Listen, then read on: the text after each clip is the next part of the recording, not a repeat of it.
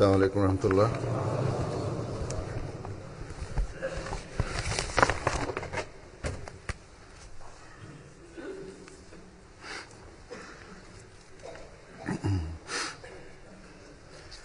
أشهد أن لا إله إلا الله وحده لا شريك له وأشهد أن محمدا عبده ورسوله أما بعد فأعوذ بالله من الشيطان الرجيم بسم الله الرحمن الرحيم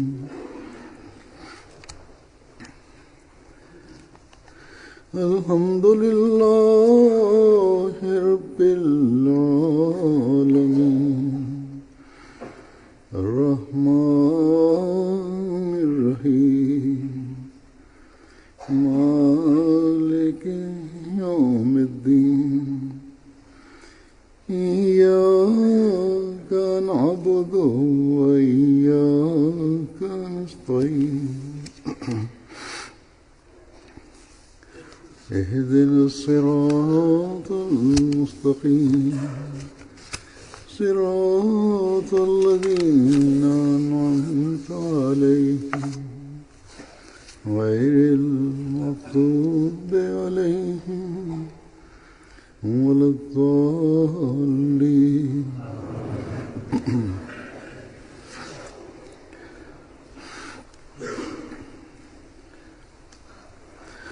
തങ്ങളെ ഹസ്രത്ത് മസീഹ് മൗദ് അലൈഹിസ്സലാത്തു വസ്സലാമിന്റെ ബൈഅത്തിൽ ഉൾപ്പെടുത്തുന്ന ഓരോ അഹ്മദിയും ആത്മീയവും സ്വഭാവപരവും വൈജ്ഞാനികവും വിശ്വാസപരവുമായ ഉന്നമനത്തിനായി ഒരു പ്രതിജ്ഞ ചെയ്യുന്നു. ഈ കാലഘട്ടത്തിൽ അള്ളാഹു നമുക്ക് MTA അനുഗ്രഹം നൽകിയിരിക്കുന്നു. ജമാഅത്തിന്റെ പരിപാടികളും ജൽസകളും ഖുത്ബകളും സർവോപരിയായി ബൈഅത്തുമായി ബന്ധപ്പെട്ട് ആഗോള ബൈഅത്തിൽ MTA ഇന്റർനെറ്റും മുഖേന ലക്ഷക്കണക്കിന് അഹ്മദികൾ പങ്കെടുക്കുന്നു. അതുകൊണ്ട് എല്ലാ അഹ്മദികളും ജന്മനാ അഹ്മദികളാകട്ടെ അല്ലെങ്കിൽ സ്വയം ബൈഅത്ത് ചെയ്ത് ജമാഅത്തിൽ ചേർന്നവരാകട്ടെ, അവർക്കിത് പറയാൻ സാധ്യമല്ല. ഞങ്ങൾക്ക് ബൈഅത്തിന്റെ നിബന്ധനകൾ അറിയുകയില്ല.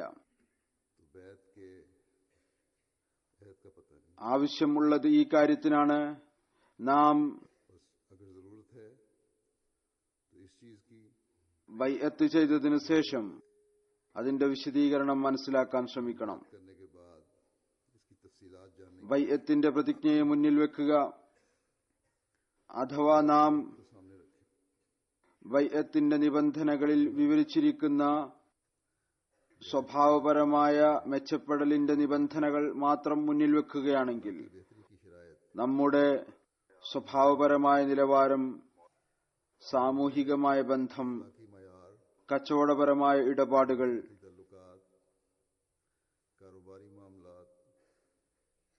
നിത്യേനയുള്ള ഇടപാടുകൾ, കുടുംബപരമായ കാര്യങ്ങൾ, ഇതിൽ എല്ലാം തന്നെ ഒരു അസാധാരണമായ ഉന്നമനവും ഔന്നിത്യവും ഉണ്ടാകും. എന്നാൽ നമ്മളിൽ ഒരുപാട് പേർ അത്തരക്കാരായുണ്ട്.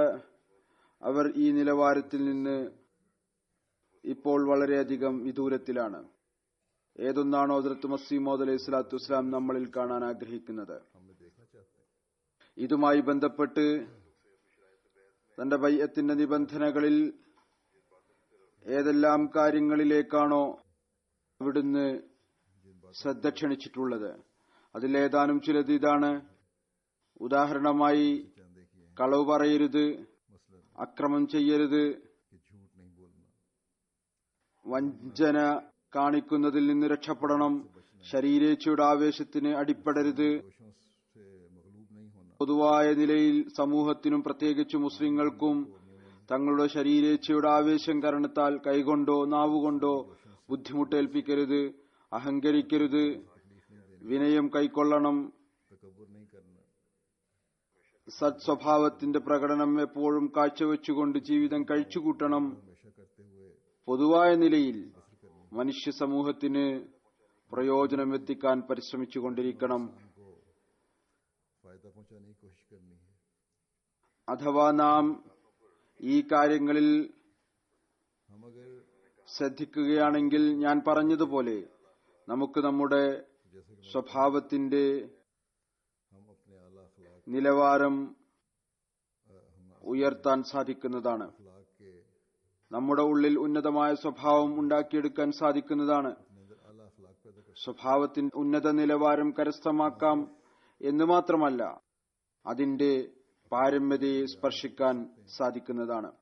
बल्कि എന്നാൽ നാം പരിശോധിക്കുകയാണെങ്കിൽ നമ്മുടെ ഉള്ളിലും अगर हम जायजा लें വ്യാകുലത ഉണ്ടാക്കുന്ന സംഖ്യയിൽ ആളുകൾ അത്തരക്കാരുണ്ട്. അവർ ബൈഅത്തിന്റെ പ്രതിജ്ഞ ചെയ്തിട്ടും ഈ കാര്യങ്ങൾ അനുസരിച്ച് പ്രവർത്തിക്കുന്നവരല്ല.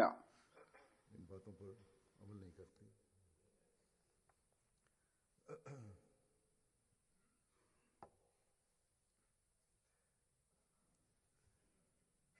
ഇതുവരെ നാം जब तक हम വ്യക്തിപരമായി അത്തരം അവസ്ഥകളിലൂടെ കടന്നുപോകുന്നില്ലയോ इसी सूरत हाल से അതുവരെ നാം നമ്മുടെ അവകാശങ്ങൾ ത്യാഗം ചെയ്തുകൊണ്ട് അല്ലെങ്കിൽ തങ്ങളെ സ്വയം പ്രയാസത്തിൽ അകപ്പെടുത്തി തങ്ങളുടെ ഉന്നത സ്വഭാവം കരസ്ഥമാക്കണം എന്ന കാര്യത്തിൽ अखलाक को നാം വളരെ ശക്തമായ നിലയിൽ हम बड़े ഇപ്രകാരം പറയുന്നു: നിശ്ചയമായും कहते हैं कि ये ഇത്തരം ഉന്നത സ്വഭാവങ്ങളുടെ പ്രകടനം നാം കാഴ്ചവെക്കേണ്ടവരാണ്. ആരാണോ അത് കാണിക്കാത്തത് അവർ അക്രമമാണ് കാണിക്കുന്നത്. എന്നാൽ നമുക്ക് നേരിട്ട് ബാധിക്കുമ്പോൾ जब हम നമ്മളിൽ ഭൂരിഭാഗം പേരും मुतासर हो रहे हैं, ഈ സ്വഭാവം മറന്നുപോകുന്നു. हम में से अक्सरियत इन अखलाक को भूल जाती है. ആവശ്യമായി വരികയാണെങ്കിൽ തങ്ങളുടെ കാര്യങ്ങൾ अगर जरूरत पड़ती है तो अपनी बात को ഈ വിധത്തിൽ വികലമായ നിലയിൽ സമർപ്പിക്കുന്നു. तोड़ मरोड़ कर അതിൽ സത്യം അവശേഷിക്കുകയില്ല, എന്നല്ല അത് കളവിന് സമീപത്തെത്തുന്നു. बल्कि वो തങ്ങളുടെ അവകാശം കരസ്ഥമാക്കുന്നതിനു വേണ്ടി ചില സമയത്ത് ചിലർ അക്രമവും ചെയ്യുന്നു.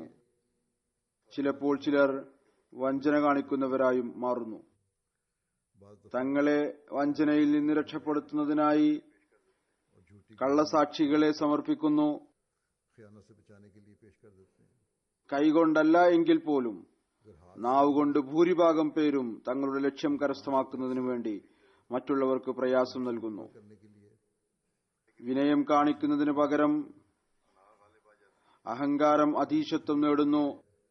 ചില സമയത്ത് ना गालिब आ जाती है. അഹങ്കാരത്തിന്റെ കുറവോ കൂടുതലോ ആയ പ്രകടനവും ഉണ്ടാകുന്നു. कब्र का कम या ज्यादा ഞാൻ കണ്ടിട്ടുണ്ട്, ഖസായുടെ ചില പ്രശ്നങ്ങൾ എന്റെ മുന്നിൽ വരുമ്പോൾ कि कज़ा के बाद കളവും സത്യവും സ്ഥാപിക്കുന്നതിന് പകരം तो झूठ और सच को साबित करने के बजाय അവകാശം നേടിയെടുക്കുന്നതിന് പകരം നികൃഷ്ട സ്വഭാവത്തിന്റെയും देने के बजाय ദുശാഠ്യത്തിന്റെയും പ്രകടനം ഈ വിധത്തിലുണ്ടാകുന്നു. അത്ഭുതം തോന്നിപ്പോകുന്നു. की हैरत होती है. കച്ചവടത്തിൽ സത്യസന്ധതയുടെ അടിസ്ഥാനത്തിന് പകരം സ്വാർത്ഥ ലക്ഷ്യങ്ങൾ കരസ്ഥമാക്കുന്നതിലേക്കായിരിക്കും കൂടുതൽ ശ്രദ്ധ ഉണ്ടായിരിക്കുക. मफादात हासिल करने की तरफ ज्यादा तवज्जो रहती है. इस पर मुस्तज़ाद ये कि वकील जो किए होते हैं फरीकैन ने,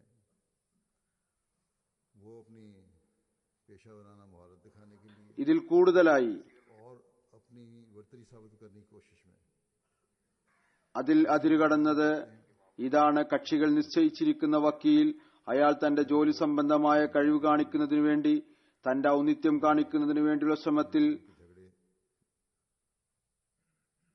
അത്തരത്തിൽ തെറ്റായ കാര്യങ്ങൾ പറയുന്നു. അത് കളവായിരിക്കും.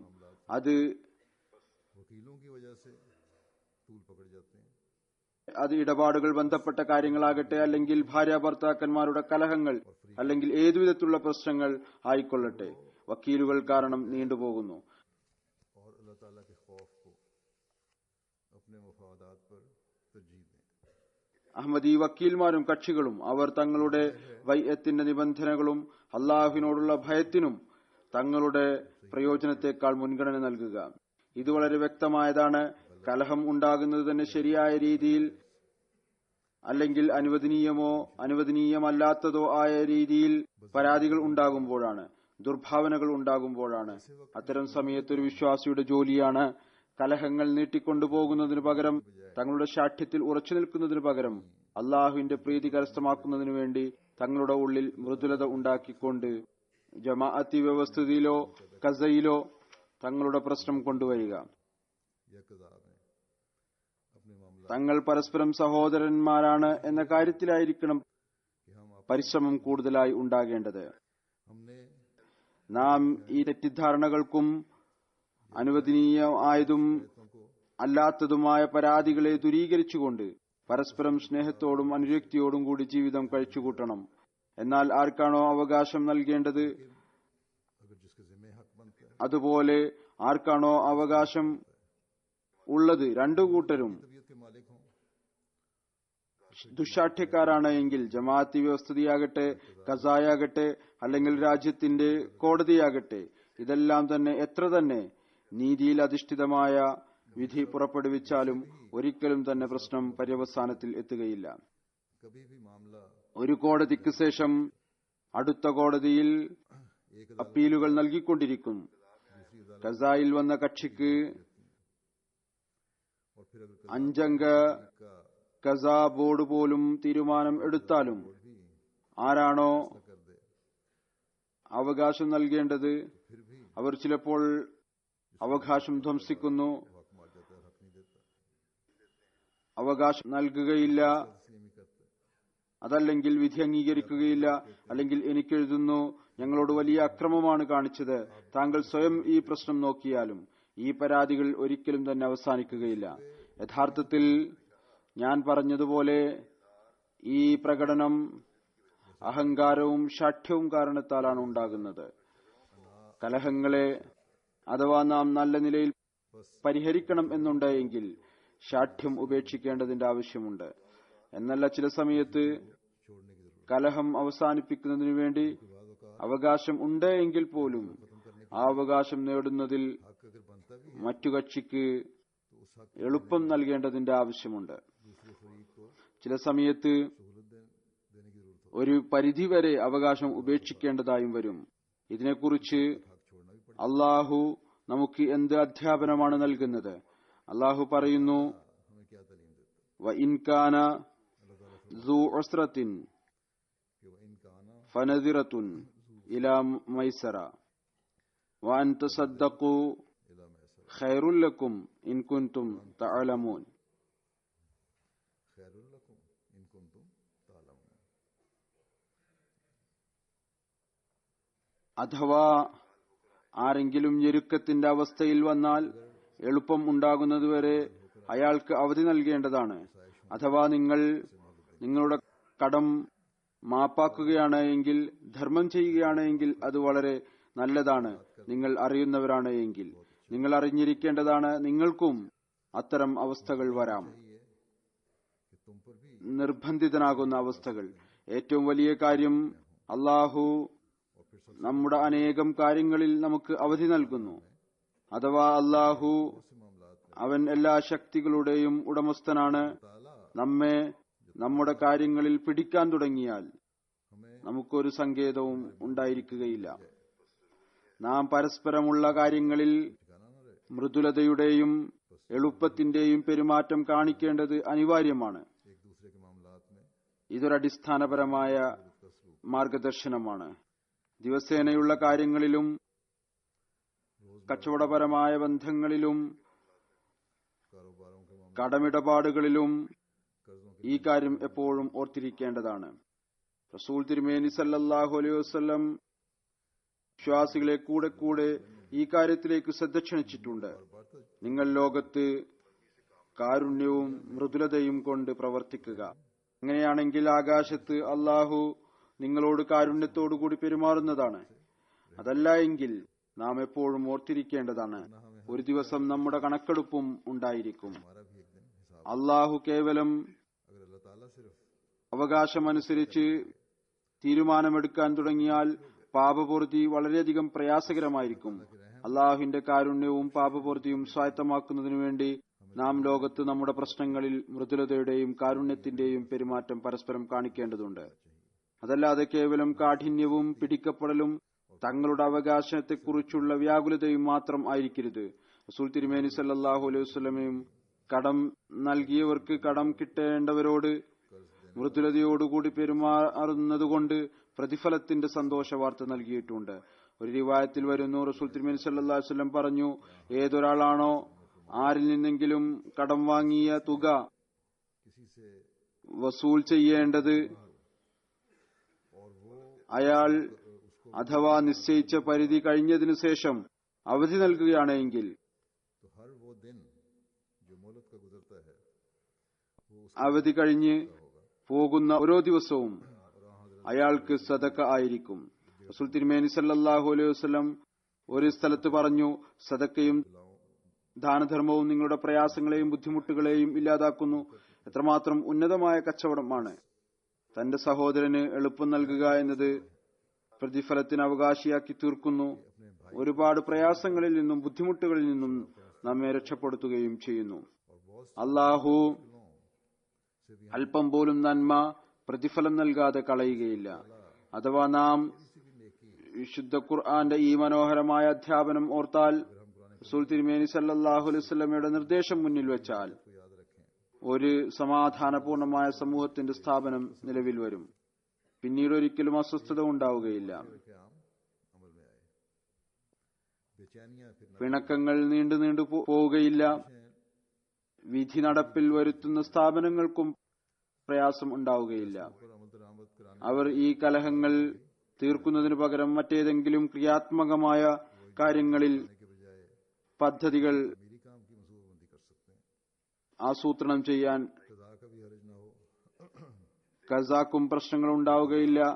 ഖസ ഉണ്ടാക്കാനുള്ള കാരണം തന്നെ തീരുമാനം ഉണ്ടാക്കുന്നതിനു വേണ്ടിയാണ്.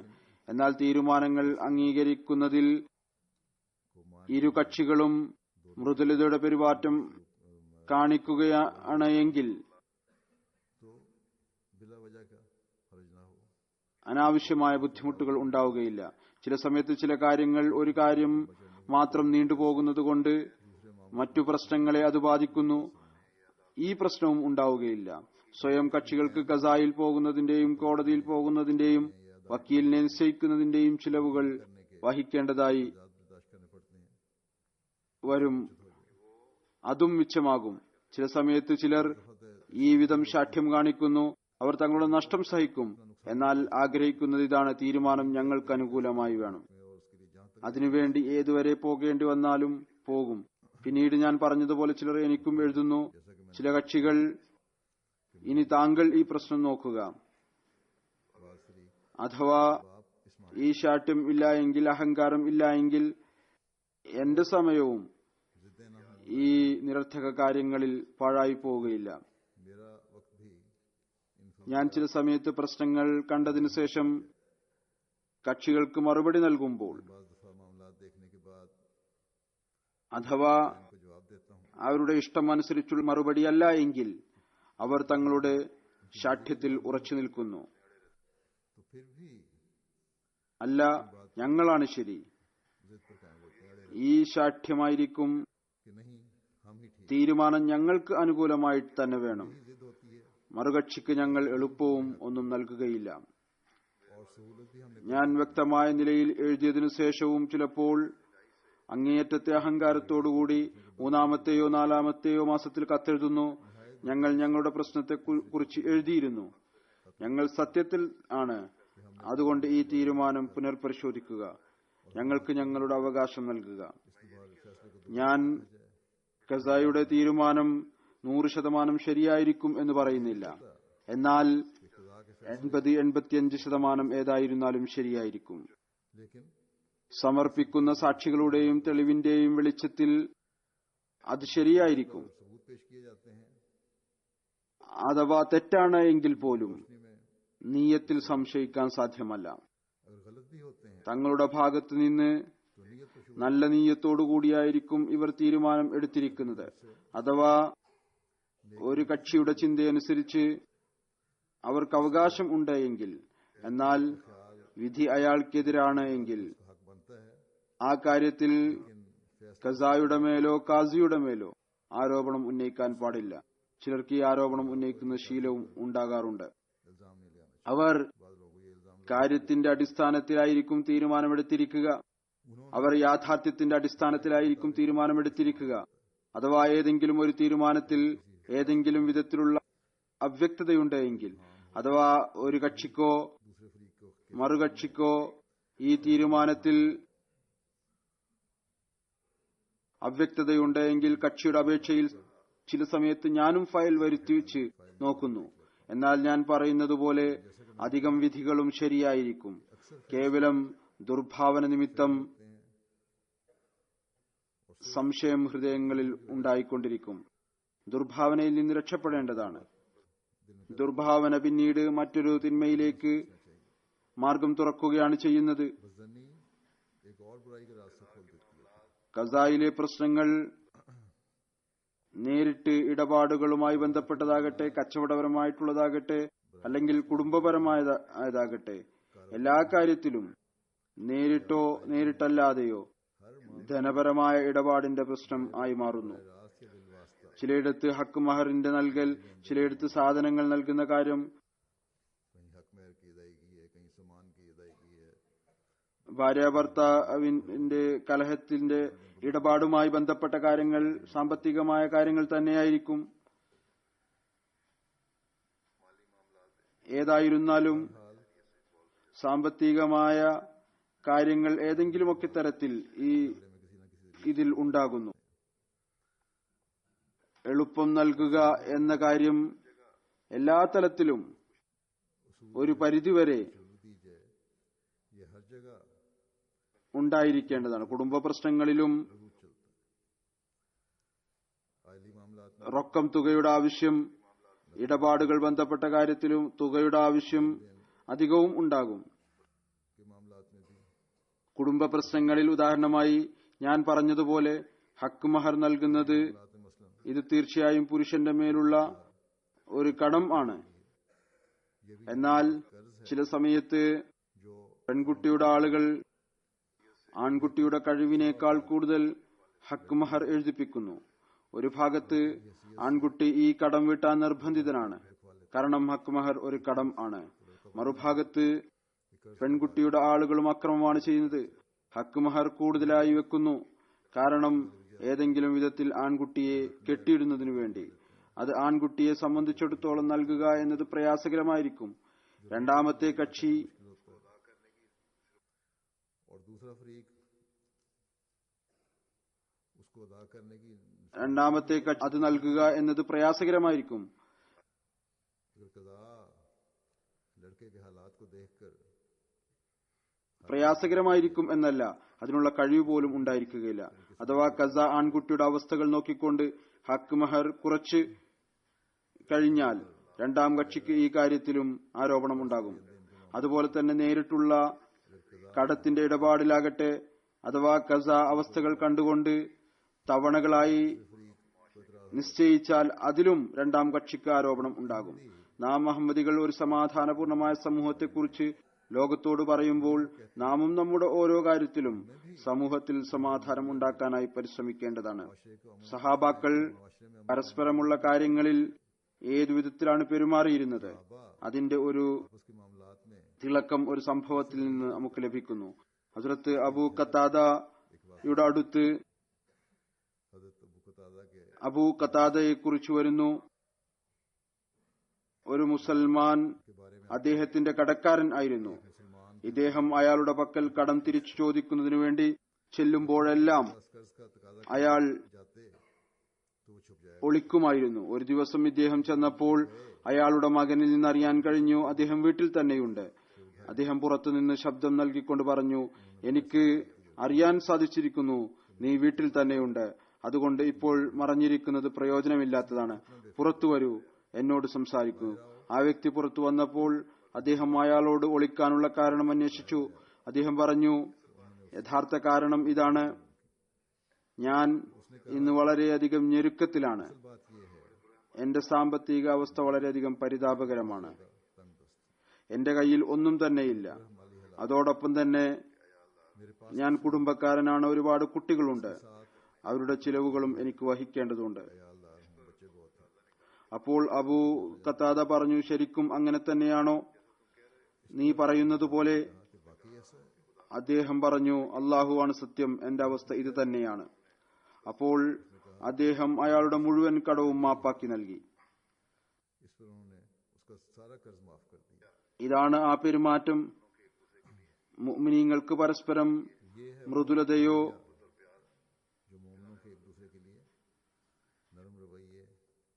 മൃദുലതയോടുകൂടിയുള്ള പെരുമാറ്റവും സ്നേഹത്തോടുകൂടിയുള്ള പെരുമാറ്റവും സ്നേഹവും അനുരക്തിയും വ്യാപിക്കുന്ന പെരുമാറ്റം.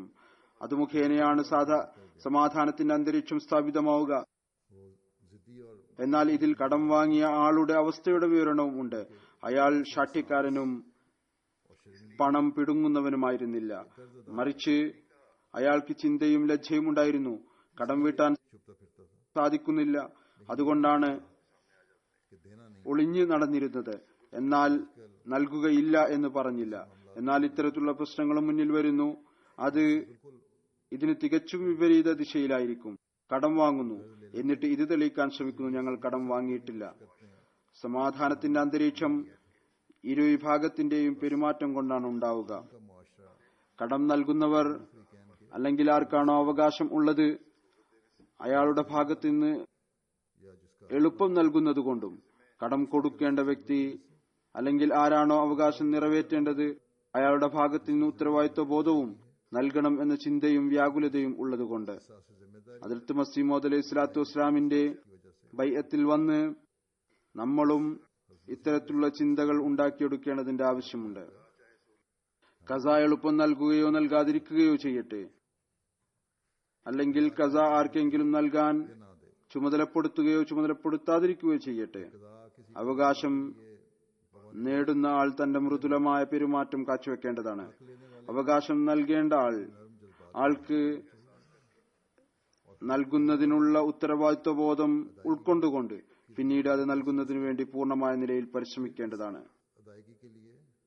അവകാശം നിറവേറ്റാതിരിക്കുകയും പിന്നീട് അഹങ്കാരം കാണിക്കുകയും ചെയ്യുന്നത്, അതിന്റെ ഒരു സംഭവം ഹദ്റത്ത് മുസ്ലിം മൗഊദ് റളിയല്ലാഹു തആല അൻഹു വിവരിക്കുന്നു. പറയുന്നു, ഒരാളുടെ വീടുമായി ബന്ധപ്പെട്ട ഒരു കേസായിരുന്നു. കാദിയാനിലുള്ള വാടകക്കാരൻ അദ്ദേഹത്തിന്റെ വീട് അയാൾ ഒഴിഞ്ഞു നൽകുന്നുണ്ടായിരുന്നില്ല.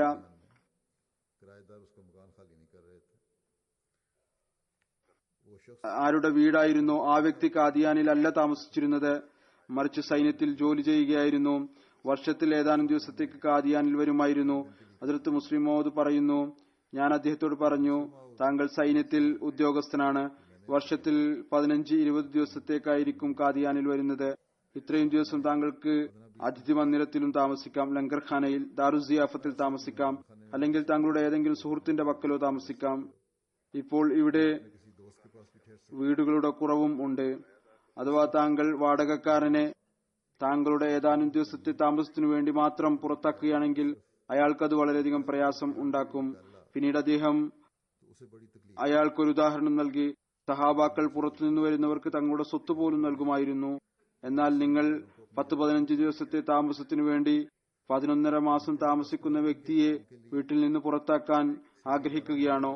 അവിടുന്ന് പറയുന്നു, എന്റെ ഈ വാക്കുകൾക്ക് അയാളിൽ വലിയ സ്വാധീനം ഉണ്ടായി. അയാൾ പറഞ്ഞു, ഹുസൂർ, താങ്കൾ പറയുന്നത് നിശ്ചയമായും ശരിയാണ്. അയാളെ പ്രയാസപ്പെടുത്തിയത് എന്റെ തെറ്റാണ്.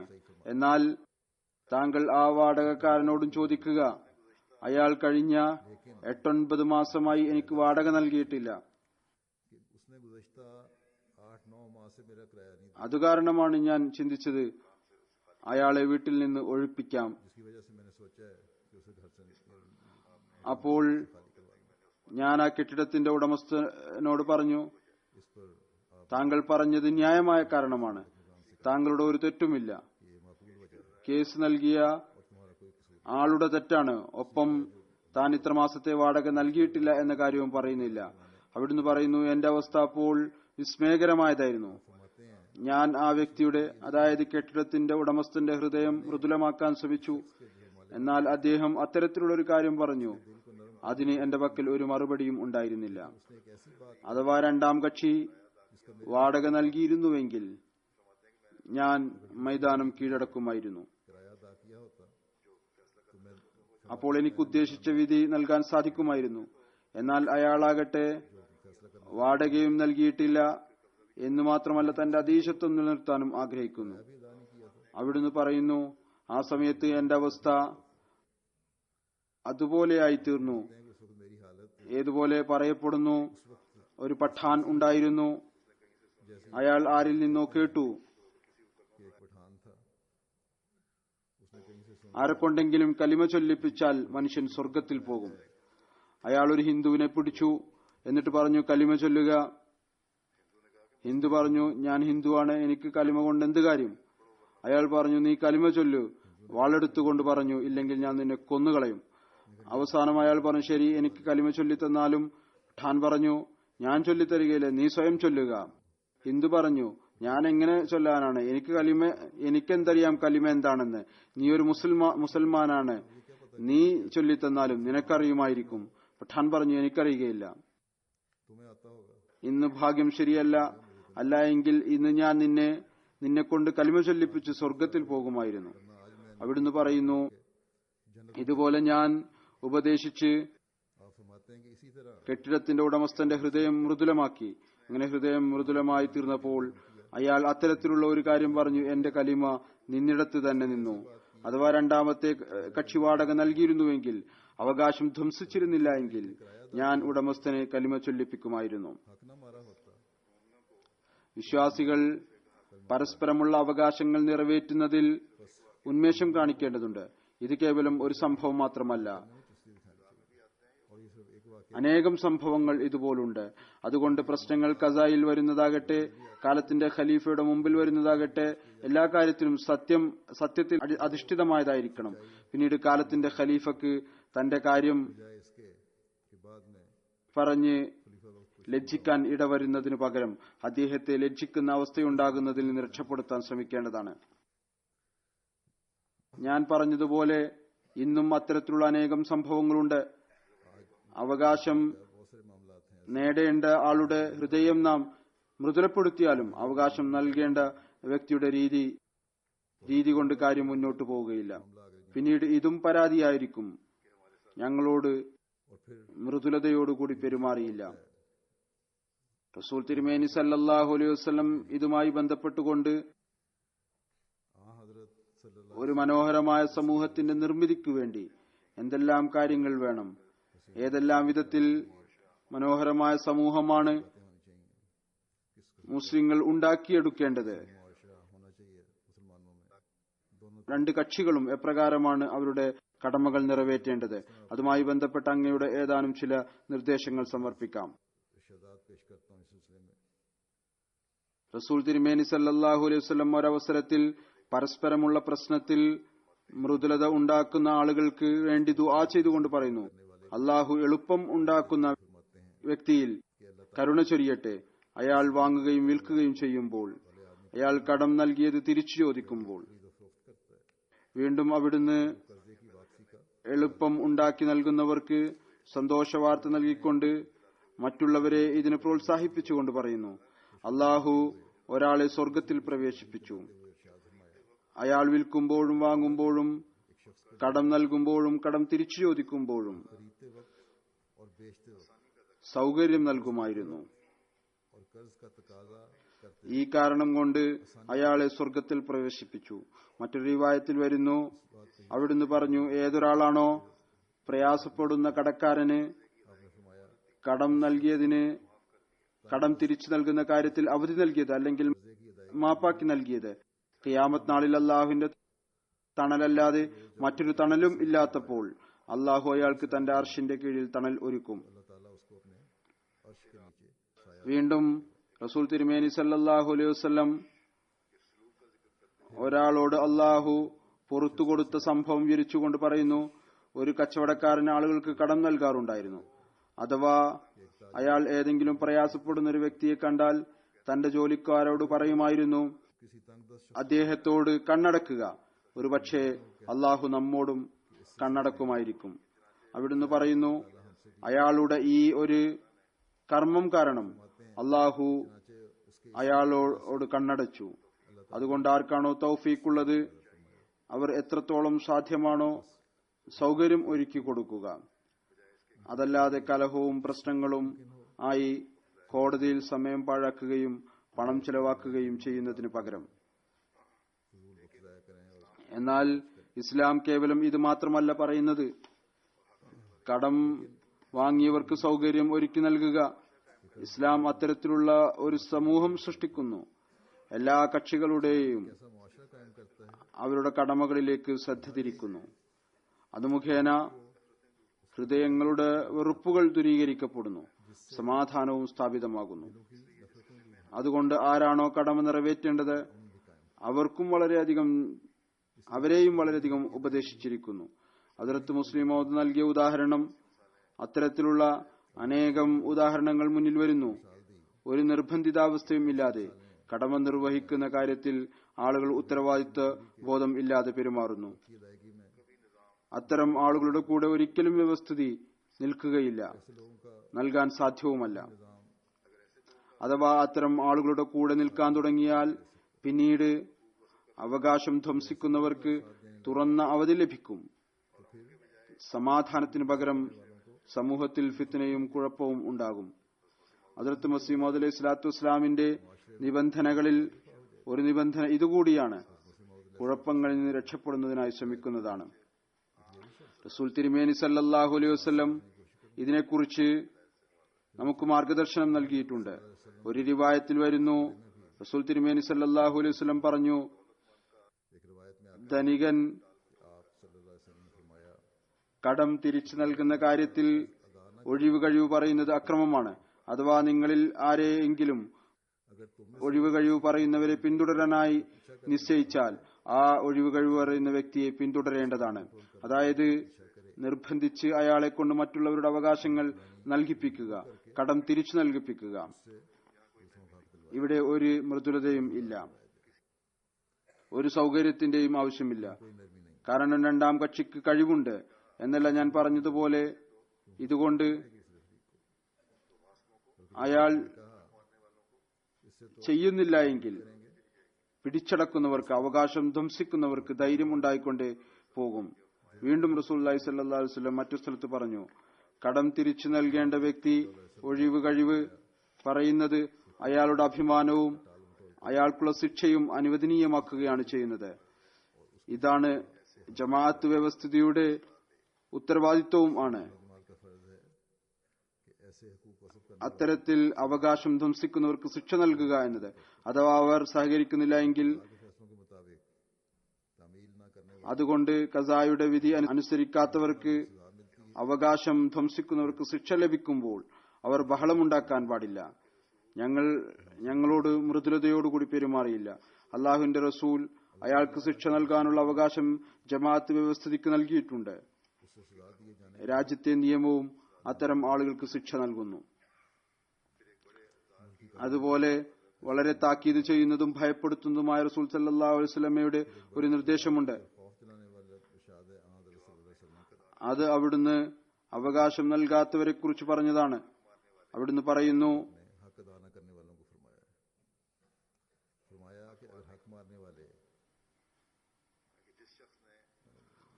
ഏതൊരാളാണോ ഒരാളിൽ നിന്ന് തിരിച്ചു നൽകാം എന്ന നീയത്തോടുകൂടി ധനം വാങ്ങിയത്, അല്ലെങ്കിൽ കടം വാങ്ങിയത്, അള്ളാഹു അയാളുടെ ഭാഗത്തു നിന്ന് തിരിച്ചു നൽകുന്നതായിരിക്കും. എന്നാൽ ഏതൊരാളാണോ ധനം പിടിച്ചടക്കുന്നതിനും ഭക്ഷിക്കണം എന്ന നീയത്തോടുകൂടി വാങ്ങിയത്, അള്ളാഹു അയാളെ പിടിക്കുന്നതായിരിക്കും. അതുകൊണ്ട് നീയത്ത് നല്ലതാണ് എങ്കിൽ അള്ളാഹു മാർഗവും വഴിയും ഉണ്ടാക്കിത്തരും. അല്ലെങ്കിൽ കടം തിരിച്ചു വാങ്ങേണ്ട വ്യക്തിയുടെ ഉള്ളിൽ എളുപ്പത്തിന്റെ വികാരം ഉണ്ടാക്കും. എന്നാൽ നീയത്ത് തന്നെ ശരിയല്ല എങ്കിൽ പിന്നീട് അള്ളാഹുവും അയാൾക്ക് ശിക്ഷ നൽകുന്നു. റസൂൽ തിരുമേനി സല്ലല്ലാഹു അലൈഹി വസല്ലം പൊതുവിൽ അത്തരം വ്യക്തിയുടെ ജനാസ നമസ്കരിപ്പിക്കാറുണ്ടായിരുന്നില്ല. ആരിലാണോ കടം ഉള്ളത്, അയാളുടെ സ്വത്ത് അല്ലെങ്കിൽ നിലവിലുള്ള തുക ആ കടം വീട്ടാനായി മതിയാകാതിരുന്നത്. റസൂൽ തിരുമേനി സല്ലല്ലാഹു അലൈഹി വസല്ലം കടത്തിൽ നിന്ന് രക്ഷപ്പെടുന്നതിനു വേണ്ടി ദുആയും ചെയ്യാറുണ്ടായിരുന്നു. എന്നല്ല കടത്തെയും കുഫ്രിനെയും ഒരുമിച്ച് ചേർത്ത് പറഞ്ഞു. ഒരു റിവായത്തിൽ വരുന്നു, സഹാബി പറയുന്നു, ഞാൻ റസൂൽ തിരുമേനി സല്ലല്ലാഹു അലൈഹി വസല്ലം ഇപ്രകാരം പറയുന്നതായി കേട്ടു, ഞാൻ കുഫ്രിൽ നിന്നും കടത്തിൽ നിന്നും അള്ളാഹുവിനോട് അഭയം ചോദിക്കുന്നു. ഒരാൾ ചോദിച്ചു, യാ റസൂലുള്ളാഹ്, കടത്തിന്റെ പ്രശ്നം കുഫ്രിന് തുല്യമായിരിക്കുമോ? അപ്പോൾ റസൂലുള്ളാഹി സ്വല്ലല്ലാഹു അലൈഹി വസല്ലം പറഞ്ഞു, അതെ. ഇതിനെക്കുറിച്ച് കൂടുതൽ വിശദീകരണം ഹദ്റത്ത് ആയിഷ റളിയല്ലാഹു തആല അൻഹയുടെ ഒരു നിവേദനത്തിൽ നിന്നും ലഭിക്കും. അവിടുന്ന് പറയുന്നു, റസൂലുള്ളാഹി സ്വല്ലല്ലാഹു അലൈഹി വസല്ലം നമസ്കാരത്തിൽ ഇപ്രകാരം ദുആ ചെയ്യുമായിരുന്നു, അല്ലാഹുവേ, ഞാൻ പാപത്തിൽ നിന്നും കടത്തിൽ നിന്നും നിന്റെ അഭയം ആഗ്രഹിക്കുന്നു. ഒരു ചോദിക്കുന്ന ആൾ ചോദിച്ചു, അള്ളാഹുവിന്റെ റസൂലെ, താങ്കൾ അള്ളാഹുവിനോട് കടത്തെക്കുറിച്ച് എത്രമാത്രമാണ് അഭയം ചോദിക്കുന്നത്? അപ്പോൾ റസൂലുള്ളാഹി സ്വല്ലല്ലാഹു അലൈഹി വസല്ലം പറഞ്ഞു, ഒരാൾ കടക്കാരനായി മാറുമ്പോൾ, സംസാരിക്കുമ്പോൾ കളവ് പറയുന്നു, വാഗ്ദാനം ചെയ്തുകൊണ്ട് ലംഘിക്കുന്നു. ഇതാണ് കാരണം. ഇതുകൊണ്ട് അഭയം ചോദിക്കണം. അതുകൊണ്ട് നേരിട്ട് കടം വാങ്ങുന്നവരും കഴിവിന്റെ പരമാവധി കടം വാങ്ങുന്നതിൽ നിന്ന് വിട്ടുനിൽക്കുക. അവർ രക്ഷപ്പെടേണ്ടതാണ്. അഥവാ അവർ വാങ്ങിയെങ്കിൽ പിന്നീട് അത് തിരിച്ചു നൽകുന്നതിൽ വ്യാകുലതപ്പെടുകയും ചെയ്യേണ്ടതാണ്. കടമകൾ നിറവേറ്റേണ്ടതും കടം പോലെ തന്നെയാണ്. അത് നിറവേറ്റുന്നതിലേക്കും സീരിയസ് ആയ നിലയിൽ ശ്രദ്ധിക്കേണ്ടതായിട്ടുണ്ട്. ഖസായുടെ വിധിക്കു ശേഷം കടമോ അവകാശമോ മാപ്പാക്കണമെന്നുണ്ടെങ്കിൽ രണ്ടാമത്തെ കക്ഷിയെ കൊണ്ട് മാപ്പാക്കിപ്പിക്കേണ്ടതാണ്. ആർക്കാണോ അവകാശം നൽകേണ്ടത് അവർക്ക് മാത്രമേ അവരുടെ അവകാശം മാപ്പാക്കി നൽകാൻ സാധിക്കുകയുള്ളൂ. അല്ലെങ്കിൽ അതിൽ സൗകര്യം നൽകാൻ സാധിക്കുകയുള്ളൂ. ജമാഅത്ത് അംഗങ്ങൾ ഈ കാര്യത്തിലേക്ക് വളരെയധികം ശ്രദ്ധിക്കേണ്ട ആവശ്യമുണ്ട്. കടം തിരിച്ചു നൽകുന്നതിനെ കുറിച്ച് ഹദ്റത്ത് ഖലീഫത്തുൽ മസീഹ് അവ്വൽ റളിയല്ലാഹു തആല അൻഹു ഒരു കുറിപ്പടി പറഞ്ഞു തന്നിട്ടുണ്ട്. കടം വാങ്ങിയ വ്യക്തി അതനുസരിച്ച് പ്രവർത്തിച്ചാൽ, ഒരുപാട് വ്യക്തികൾ ഇതിനെക്കുറിച്ച് എഴുതുന്നു, കടത്തെക്കുറിച്ച് എഴുതുന്നു, ഇതനുസരിച്ച് പ്രവർത്തിച്ചു നോക്കുക. അവിടുന്ന് പറയുന്നു, ഒന്നാമതായി വളരെയധികം ഇസ്തിഗ്ഫാർ ചെയ്തുകൊണ്ടിരിക്കുക. രണ്ടാമത്തെ കാര്യം അനാവശ്യമായ ചിലവുകൾ ഒഴിവാക്കുക. ആളുകൾ അധികവും കടം വാങ്ങുന്നതിനുള്ള കാരണം അനാവശ്യ ചെലവുകൾ ചെയ്യുന്നതിന് വേണ്ടിയാണ്. ആഗ്രഹങ്ങൾ വർദ്ധിപ്പിക്കുകയാണ് ചെയ്യുന്നത്. മൂന്നാമത്തെ കാര്യം അവിടുന്ന് പറഞ്ഞത്, അഥവാ ഒരു പൈസ പോലും ലഭിച്ചാൽ കടം നൽകേണ്ട ആൾക്ക് നൽകുക. കുറച്ചു കുറച്ച് തുക നിങ്ങളുടെ പക്കൽ എവിടെ നിന്ന് വന്നാലും ചുരുങ്ങിയ നിലയിൽ നിങ്ങളുടെ ചെലവുകൾ കഴിച്ച് എത്രത്തോളം നൽകാൻ സാധിക്കുമോ അത് നൽകുന്നതിലേക്ക് ശ്രദ്ധിക്കുക. സ്വരുക്കൂട്ടിക്കൊണ്ടിരിക്കുകയോ അല്ലെങ്കിൽ അപ്പപ്പോൾ തന്നെ തവണകളായി നൽകിക്കൊണ്ടിരിക്കുകയോ ചെയ്യുക. ഏതായിരുന്നാലും ഒരു ചിന്ത ഉണ്ടായിരിക്കണം. ചെറിയതിൽ ചെറുതായ തുകയാണെങ്കിൽ പോലും ലഭിച്ചാൽ, മിച്ചമുണ്ടായാൽ അത് നൽകുക. മിച്ചം തങ്ങളെ പ്രയാസത്തിൽ അകപ്പെടുത്തിക്കൊണ്ടാണ് ഉണ്ടാക്കേണ്ടത്. അങ്ങനെ കടം വീട്ടേണ്ടതാണ്. ചിലർ താല്പര്യത്തോടുകൂടി കടം വാങ്ങിക്കുന്നു. അത് അനാവശ്യ ചിലവാണ്. വലിയ വലിയ കാറുകൾ വാങ്ങുന്നു. ആരോ എനിക്ക് എഴുതുകയുണ്ടായി, എന്റെ പക്കൽ ഇന്ന കാറുണ്ട്, എന്നാൽ ഇന്ന കാർ എനിക്ക് വളരെയധികം ഇഷ്ടമാണ്, എന്റെ കയ്യിൽ പണമില്ല, അതുകൊണ്ട് ബാങ്കിൽ നിന്ന് ഞാൻ കടം വാങ്ങട്ടെ. ഒരു പ്രാവശ്യം ആൾ കടം വാങ്ങിയാൽ പിന്നീട് കടത്തിൽ ആഴ്ന്നുപോയിക്കൊണ്ടിരിക്കും. ഇത്തരം നിരർത്ഥകമായ ആഗ്രഹങ്ങളിൽ നിന്ന് രക്ഷപ്പെടേണ്ടതാണ്. അതുപോലെ തന്നെ ഒരുപാട് ആളുകൾ കച്ചവടം ആരംഭിച്ചിരിക്കുന്നു. ഒരുവിധത്തിലുള്ള അനുഭവവും ഇല്ല, പരിചയവും ഇല്ല. യുവാക്കളാണ് കച്ചവടത്തിന്റെ പേരിൽ ആളുകളിൽ നിന്ന് കടം വാങ്ങി. പരിചയം ഇല്ലാത്തത് കാരണം എല്ലാ കച്ചവടവും അവസാനിച്ചു. സ്വയം ആവശ്യക്കാരായി മാറി. ആളുകളുടെ പണവും പാഴാക്കി കളഞ്ഞു. അത്തരം ആളുകളും സൂക്ഷിക്കേണ്ടതാണ്. കടം നൽകുന്നവരും പിന്നീട് പരാതി പറയുന്നതിന് പകരം, കേസ് കൊടുക്കുന്നതിന് പകരം ആദ്യം തന്നെ बजाय इसके कि बाद में शिकवे पैदा हों और मुकदमे करें, पहले ही सोच समझ ചിന്തിച്ച് മനസ്സിലാക്കിയാണ് ആർക്കെങ്കിലും കടം നൽകേണ്ടത്. അഥവാ കച്ചവടത്തിനാണ് എങ്കിൽ, കാരണം ഇവരുടെ തുകയും നഷ്ടപ്പെടും. ആർക്കാണോ നൽകുന്നത് ആ പാവം എന്ന് പറയാൻ സാധ്യമല്ല. ചില സമയത്ത് ആളുകൾ കുഴപ്പം കൊണ്ടായിരിക്കും അപ്രകാരം ചെയ്യുന്നത്, അല്ലെങ്കിൽ നിയ്യത്ത് തന്നെ ശരിയായിരിക്കുകയില്ല. അവർ തന്നെ പിന്നീട് കേസുകളിൽ അകപ്പെട്ട് നിന്ദ്യരും അപമാനിതരുമായിത്തീരുന്നു. ഏതായിരുന്നാലും ഈ കാര്യങ്ങളിൽ നിന്ന് നാം രക്ഷപ്പെടേണ്ടതാണ്. ഒരു സമാധാനപൂർണമായ സമൂഹം എപ്പോഴും നമ്മളിൽ നിലനിൽക്കുന്നതിനു വേണ്ടി അള്ളാഹു നമുക്ക് നമ്മുടെ ജീവിതത്തിൽ ഒരു യഥാർത്ഥ വിശ്വാസികളുടെ വർണ്ണം ഉണ്ടാക്കിയെടുക്കുവാനുള്ള തൗഫീക്ക് നൽകുമാറാകട്ടെ. ഒരു സമാധാനപൂർണമായ സമൂഹം സ്ഥാപിക്കുന്നവരായി നമ്മൾ മാറട്ടെ.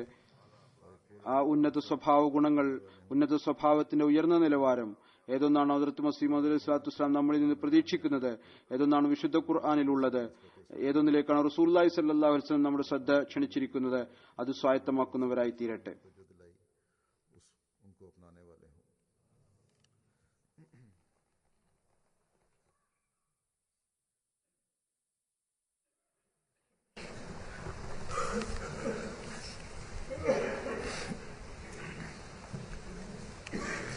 الحمد لله نحمده ونستعينه ونستغفره ونؤمن به ونتوكل عليه ونعوذ بالله من شرور أنفسنا ومن سيئات أعمالنا. من يهده الله فلا مضل له ومن يضلل فلا هادي له. ونشهد أن لا إله إلا الله ونشهد أن محمدا عبده ورسوله. عباد الله رحمكم الله، إن الله يأمر بالعدل والإحسان وإيتاء ذي القربى وينهى عن الفحشاء والمنكر والبغي يعظكم لعلكم تذكرون. اذكروا الله يذكركم وادعوه يستجب لكم ولذكر الله